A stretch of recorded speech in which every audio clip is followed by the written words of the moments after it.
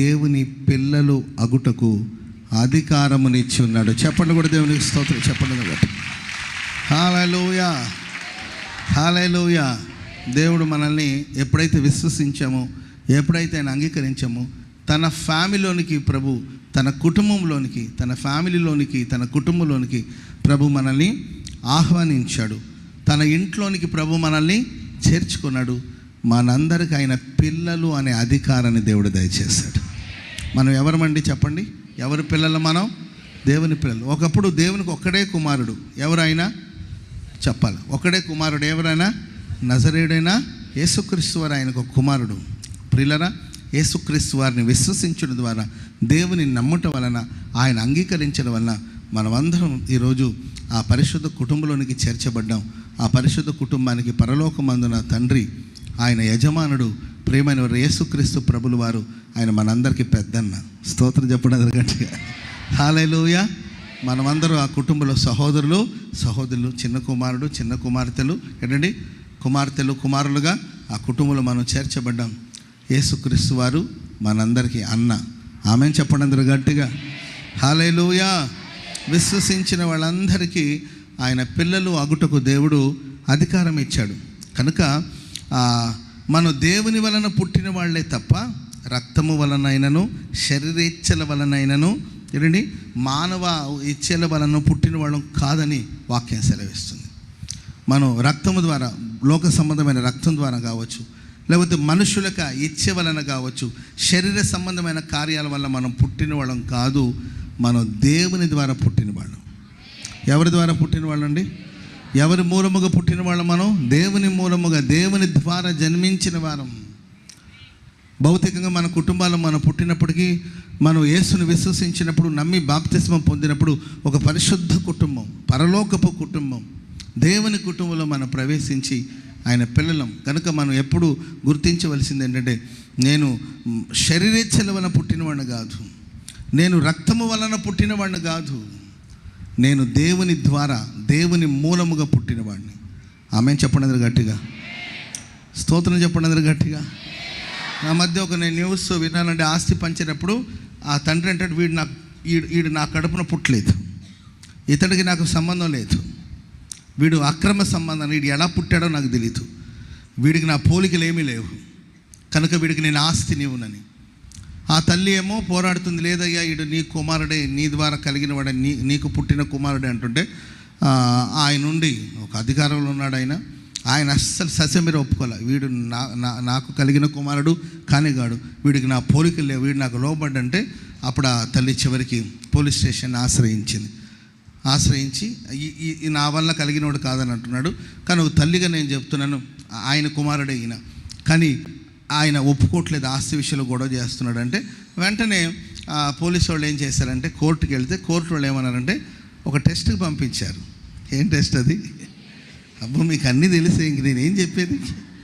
DNA test ఏదో చేయించుకోవడానికి పంపిస్తే ఆ టెస్ట్లో తేలింది ఏంటంటే, ఆయన ద్వారా కలిగిన కుమారుడిని పరీక్ష చేస్తే తేలింది.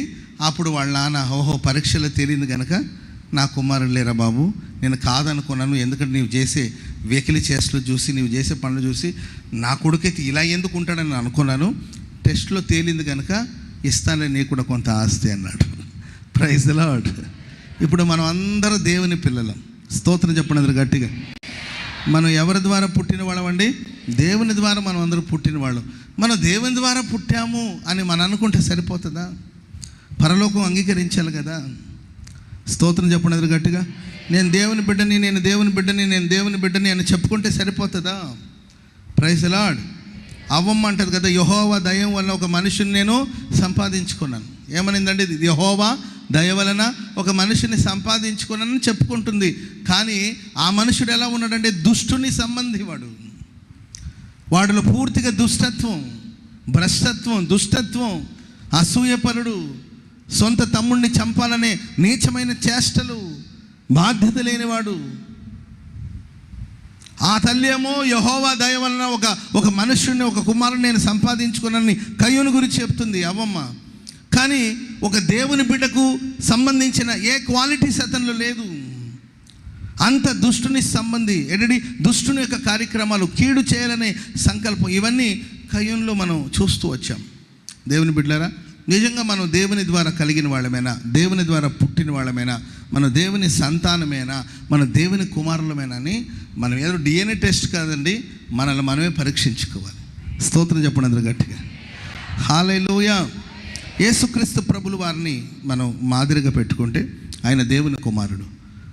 యేసయ్య స్వభావాన్ని మనం చూస్తూ వస్తే ప్రియమైన వారులారా, ఆయన యోసేపు మరియమ్మలకు పుట్టినవాడు కాదు, ఆయన దేవుని కుమారుడు. ఆమెను చెప్పండి అందరూ గట్టిగా గట్టిగా. హల్లెలూయా. యేసయ్యలో ఉన్న విశేషత ఏంటి? కూర్చోరా నాన్న, కూర్చోర్రీ తమ్ముడు, కూర్చో నాన్న, కూర్చో. వాడు ఎంత పెద్దోడు అయిపోయాడే, మొన్నటి దాకా ఇంతే ఉన్నాడు. ఏమ్మా ఆడేగా, సరే కూర్చో. ఓకే, వాటర్ కింద పడిందా? కొంచెం ఎవరైనా చూడండి పాస్టర్ గారు, ఏదైనా ఇవ్వండి. ఓకే, చెప్పండి గట్టిగా హల్లెలూయా. చెప్పండి గట్టిగా హల్లెలూయా. యేసుక్రీస్తుని ఒక్కసారి మనం అలా చూస్తే చాలండి. యేసుక్రీస్తుని అలా చూస్తే చాలు, అంతే. ఏ మారు మాట్లాడకుండా ఆయన ఫాలో అవుతూ వెళ్ళిపోతూ ఉంటాం. చెప్పండి కూడా అందరూ గట్టిగా, చెప్పండి గట్టిగా హల్లెలూయా. యేసు ప్రభుని ఒకసారి అలా చూశాను నేను. కర్ణాటక నుండి బయలుదేరి ఆంధ్రప్రదేశ్కి వచ్చేసాను. 25 సంవత్సరాల నుండి ఇక్కడే పడి ఉంటున్నాను. స్తోత్రం చెప్పండి అందరూ గట్టిగా. ఎందుకు వచ్చానో తెలియదండి, ఎలా వచ్చానో కూడా తెలియదు. ఒకసారి ఆయన చూశాను, ఒకసారి ఆయన దివ్య దర్శనం కలిగింది, ఆయన ప్రత్యక్షత కలిగింది. వాక్యమై ఉన్న దేవుడు ప్రత్యక్షమయ్యాడు, వాక్యమై ఉన్న దేవుడు దర్శించాడు. 25 సంవత్సరాలు కుటుంబాన్ని వదిలేసి, తల్లిదండ్రులను వదిలేసి, రక్త సంబంధికులు వదిలేసి 25 సంవత్సరాలు ఇక్కడే ఉంటున్నాను. ఎవరి కోసం ఉంటున్నాను, ఏం చేస్తున్నాను అంటే ఆ ముఖ దర్శనం చూశాను, అంతేనండి, ఇక బయలుదేరి వచ్చేసాను. స్తోత్రం చెప్పండి అందరూ గట్టిగా, చెప్పండి గట్టిగా హల్లెలూయా. దేవుని ద్వారా పుట్టిన వారిలో ఆ విశేషత ఉంటుంది. నేను చూస్తేనే జనులు దడుచుకొని పారిపోయే స్థితి కాదు, ఆ దివ్యత్వం నీలో ఉంటుంది. యూదులు ఒకని చెంగు పట్టుకొని 10 మంది దేవుని మందిరానికి వస్తారని వాక్యంలో గ్రంథస్థం చేయబడింది. యూదుని చెంగు పట్టుకొని రావడానికి గల కారణాలు ఏంటి?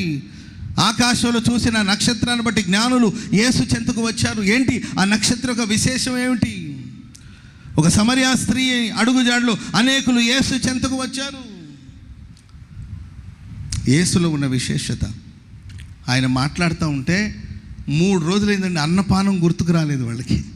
ఆమెను చెప్పండి అందరు గట్టిగా హల్లెలూయా. టైం పోయింది తెలియదండి, రోజు గడిచిపోయింది, పగలు అయిపోయింది, రాత్రి అయిపోయింది, పగలు అయిపోయింది. 3 రోజులు వాళ్ళకి తిండి తినాలనే ఆలోచన రాలేదు. అంటే మీరు ఆలోచించండి, ఆయన నోటి నుండి వచ్చిన మాటలు ఎంత దయగా ఉండుంటుందో. స్తోత్రం చెప్పండి అందరు గట్టిగా. ఆయన మాట్లాడుతుంటే ఇరిటేట్గా ఫీల్ అవ్వలే వాళ్ళు. ఆయన నోటి నుండి వస్తున్న మాటలు దయగలిగిన మాటలు. వాక్యం వింటున్నప్పుడు మధ్యలో లేవాలి, బయటికి వెళ్ళాలి, ఏమైనా తెచ్చుకోవాలి, తినాలనే ఆలోచన లేదు, ఆకలి లేదు. ఎందుకంటే దేవుని రాజ్యము భోజనము పానము కాదు కానీ నీతియు సమాధానము పరిశుద్ధాత్మ యందలి ఆనంది. చెప్పండి కూడా అందరూ గట్టిగా గట్టిగా హల్లెలూయా. చెప్పండి గట్టిగా హల్లెలూయా.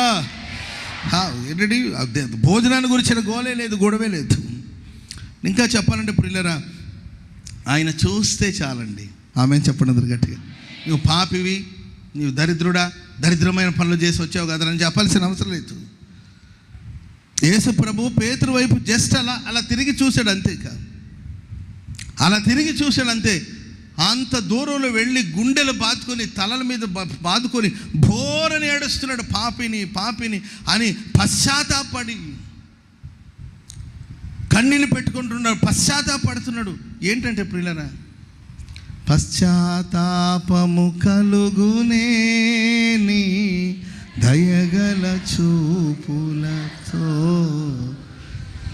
ఉంచబడుదురు ఎవరైనా రక్త ప్రోక్షణ. జస్ట్ చూశాడు అంతేనండి. ఏమైనా చెప్పాడా? ఏ పాపి, దరిద్రుడా, నమ్మక ద్రోహి అని ఏమని అన్నాడా? ఏమనలేదండి. జస్ట్ ఆయన వైపు చూశాడు. ఏంటో మన ఆ కళ్ళలో ఆ జీవం ఏంటో తెలియదు. మనుషులకి పశ్చాత్తాపాన్ని కలిగిస్తుంది. యేసు ప్రభుని పట్టుకోవడానికి సైనికులందరూ కూడా ఆ గెత్సెమనే తోటలోకి వచ్చారండి. యేసుని వెతుకుతూ ఉన్నారు. ఎవరైనా వెతుకుతున్నారని ప్రభు అడిగాడు. మేము నజరేయుడైన యేసుని వెతుకుతున్నట్టు, నేనే ఆ యేసుని అన్నాడు. ఆమెను చెప్పండి అందరు గట్టిగా హల్లెలూయా. వాళ్ళు బోర్లు పడ్డారంట, అంతేగా వెనక్కి పడ్డారు. నేనే ఆ యేసుని. ప్రేమైన వల్ల దేవుని కుమారుని, దేవుని పిల్లల యొక్క విశేషత అలా ఉండాలి. మరి మన జీవితంలో అలాంటి విశేషతలు ఏమైనా ఉన్నాయో పరీక్షించుకోండి. ఒకవేళ అవి లేకపోతే ప్రభువా నీవు చెప్పావు కదా నీ పిల్లలకుటకు అధికారం ఇచ్చానని, మరి ఆ అధికారం ఇచ్చుంటే నా తండ్రి యేసుక్రీస్తు వారి యొక్క స్వారూప్యంలోనికి నన్ను మార్చి నీ పరిశుద్ధ కుటుంబంలోనికి నన్ను చేర్చుకోండి, పరలోకపు కుటుంబంలోనికి నన్ను చేర్చుకోండి అని మనం ప్రార్థన చేసుకోవాలి. స్తోత్రం చెప్పండి అందరూ గట్టిగా హల్లెలూయా.